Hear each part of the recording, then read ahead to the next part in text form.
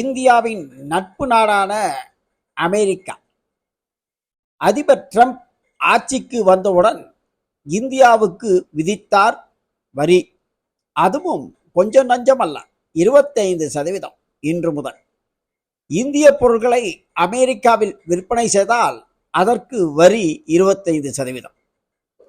இந்த சூழலில் அமெரிக்க அதிபர் இந்திய அரசுக்கு வேண்டுகோள்.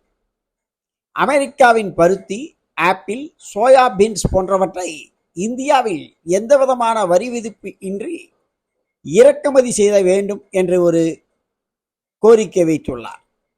இது பற்றி இன்று நடைபெற்ற MS சுவாமிநாதன் இயற்கை விஞ்ஞானியின் நூற்றாண்டு விழாவில் பேசிய பாரத பிரதமர் நரேந்திர மோடி, இது போன்ற ஒரு விஷயத்திற்கு எந்தவிதமான சமரசமும் இல்லை, இந்திய விவசாயிகளின் நலம் தான் நமக்கு முக்கியம், இதனால் எந்த பாதிப்பு வந்தாலும் பரவாயில்லை என அமெரிக்க அதிபர் டிரம்பின் கோரிக்கையை தள்ளுபடி செய்தார்.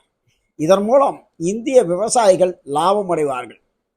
எனவே அமெரிக்க அதிபருக்கு இந்திய பிரதமர் மோடி தகுந்த பதிலடி கொடுத்துள்ளார்.